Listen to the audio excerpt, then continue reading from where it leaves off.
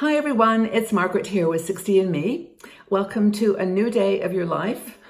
Thank you so much for being here. I want to thank the women that are joining us from countries around the world. We are totally global. We have women in 150 countries now.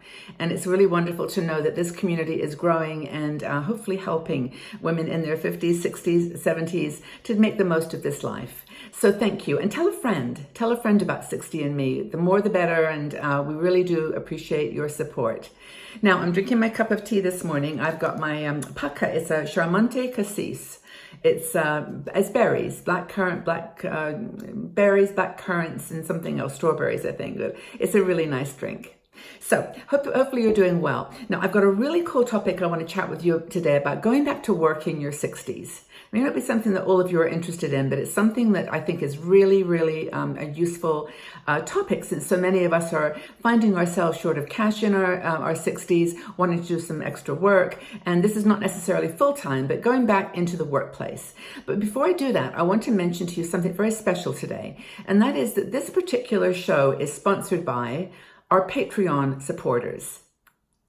I wanted to mention this because, as you know, 60andMe is a community that has never charged a membership fee to our women. We don't want to do that. We like to open it up as much as we can. So for the last 5 years, we have really carried the expense of building this business. And we have written thousands of articles, and I've done over 1,700 videos now on 60andMe's YouTube channel. And we have done this all out of our own savings, our own money, and we really have looked to support from our Patreon community. Now, this is a group of women who feel that it's possible to sponsor 60andMe for, say, $3 a month or whatever they can afford.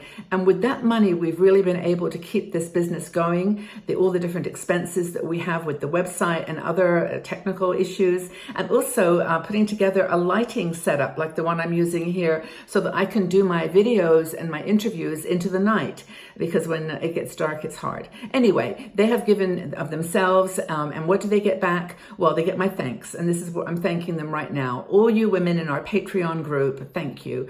And they, as I said, they're getting back in return exclusive videos.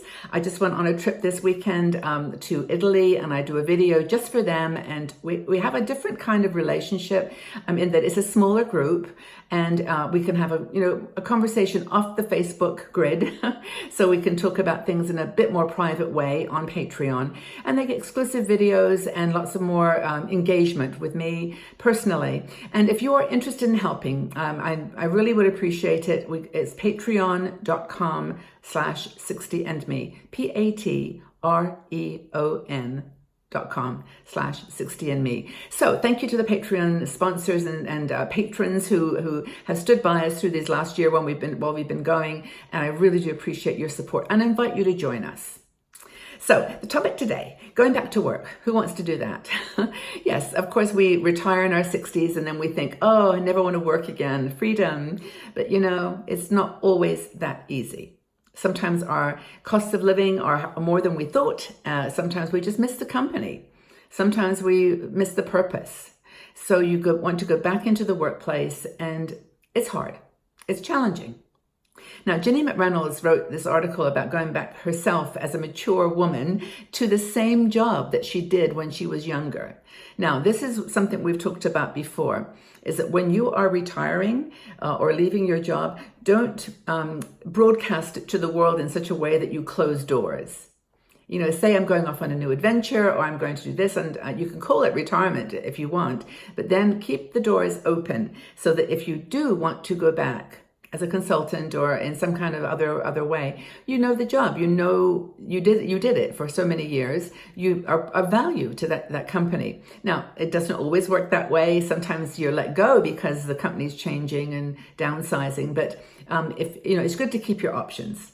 And so Ginny did this. She had worked in a company, I forget what her business was, but she decided to retire and then missed it. She loved the freedom, thought it was great to be, doing her thing and retirement, but she just missed the people. She missed the work. She missed the passion that she would put into it. So she wanted the extra money. So she decided to go back. Now, she went back and was it took a bit of doing. I mean, she had to apply, and it wasn't just like easy peasy, but she went back to work to the same company that she worked for before, and said that there were some things after a while that she realized were so beautiful from that experience. And the first thing was it builds character. Now, at 67, she went back to work. And she said she was a different person, but she was a similar person. You know, she'd done the buying the houses, raising the children, you know, working multiple tasks all at once. But she was now a new person. And she felt that she was a different person in 4 different ways. And I think maybe you can relate to this. You can identify why this is such a cool idea to think about. Maybe you don't want to go back to work, and that's really okay. Maybe part-time. So this is what Ginny found were the reasons that she really enjoyed it. She said she experienced a clarity in her life that she'd never had before. She wasn't doing the job to, get ahead, or to get, for ambitious reasons, to get the big promotion. She wasn't always fighting that uphill battle, that hamster battle, round and round.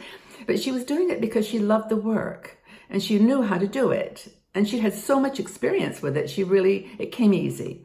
And so she felt, before she'd felt out of control. Now she felt in control. More time and opportunity to learn about her own business and have fun.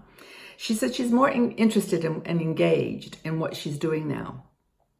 Before you might have had your mind distracted by, like I said, that constant desire to do well and earn lots of money and earn and save. And now she just felt like she was able to have fun with it. She could enjoy the work and enjoy the challenges that came with that. And I think that's a really important thing to remember, that we don't have to, always be pushing for that next big goal. We can actually enjoy our work in retirement. So she actually ended up going back, I think, part-time. This wasn't a full-time job. And that's another thing. If you want part-time, 15 hours, 20 hours, it can make all the difference in your income. I don't need to tell you this. You know this. Another thing is, she said she has a deeper sense and appreciation of who she is, of the value that she is adding to her business, to her company's business. It wasn't so much like she was doing them some favor, by giving 40 hours of her life every week, and they would give her a paycheck. Now she was saying, no, I'm really adding value here. I really am giving this company something positive that's unique, and that's kind of removing the ego from it all and saying, hey, I'm just having fun, and I know I'm doing a good job here. I'm adding value. And that's the thing about passion and purpose, isn't it? That we talk about, that having passion for what you're doing in retirement is one thing, but having purpose is another. And it's important. So I think that's what Ginny really talks about, that in a good way. And finally, she sees the door in front of her. She doesn't have to, it's not like a shut door or like this, this a fear that she's never getting out. She sees an open door. She's not building her career anymore. She's enjoying her career. And she's got the door open there anytime that she wants to leave. And I think, hopefully she saves some money, and we, that's all going to work out fine. But, maybe you'll be working for, like I am, for, many years after 70, and you keep on going. But for Ginny, it was like an open door. And the truth is, and I think she's right on this, is that 65 is sometimes just too young to stop working. And that's the retirement age that everyone kind of expects you to stop working. But, maybe this is the time to just say, no, I'm going to go back for a few years and have fun. Feel the value, feel the love, feel the money. And that's all very important. So if you could go back to work, would you? If you could go back to work, either at a company like the one you left, or that company doing something very similar to what you did, would you go back in retirement? Or maybe you'd like to try something different. What would you imagine yourself doing? What would be if you could go back to work and really be happy doing it, what would be your ideal job? Let's have a conversation. Leave your comments in the section below. Let's just get into this one. I think it's quite interesting, and I appreciate you staying with me to talk about it. It's not right for everyone, but I think it's right for a lot of women. So let's put your comments. If you could go back to work, what would you imagine yourself doing? Okay, everybody, well, have a wonderful day. Don't forget to check out our website, 60andme.com. Join us on Patreon if you like and you can. I would love you there. And just know that you're appreciated, and everything is here for you. And I hope that you enjoy it and appreciate it. And we'll see you again very, very soon. Bye-bye for now.